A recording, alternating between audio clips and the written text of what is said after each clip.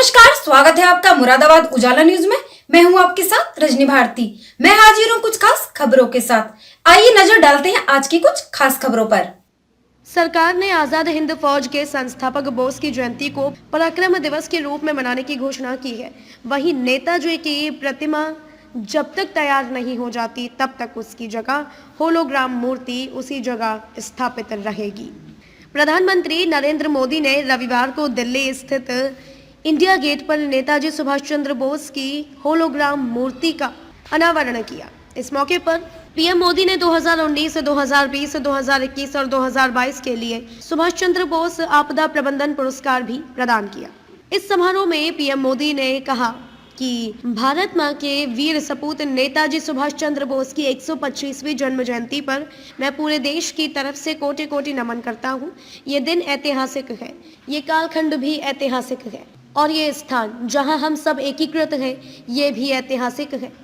PM ने कहा कि नेताजी ने हमें स्वाधीन और संप्रभु भारत का विश्वास दिलाया था। उन्होंने आत्मविश्वास और साहस के साथ अंग्रेजों के सामने कहा था कि स्वतंत्रता की भीख नहीं लूंगा, मैं इसे हासिल करूंगा। अपने संबोधन के दौरान पीएम मोदी ने कांग्रेस पर जमकर निशाना साधा।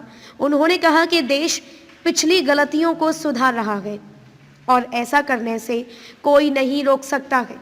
आज़ादी के अमृत महोत्सव का संकल्प है कि भारत अपनी पहचान और प्रेरणाओं को पुनर्जीवित करेगा। ये दुर्भाग्य रहा है कि आज़ादी के बाद देश की संस्कृति और संस्कारों के साथ ही अनेक महान व्यक्तित्वों के योगदान को मिटाने का काम किया गया। पीएम मोदी ने कहा कि ये प्रतिमा आज़ादी के महानायक को कृतज्ञ राष्ट्र की श्रद्धांजलि है। नेताजी के जीवन से प्रेरणा लेकर ही इन पुरस्कारों को देने की घोषणा की गई थी। प्रधानमंत्री ने कहा कि हमने रिलीफ, रेस्क्यू और रिहेबिलिटेशन पर जोर देने के साथ ही रिफॉर्म पर भी बल दिया है।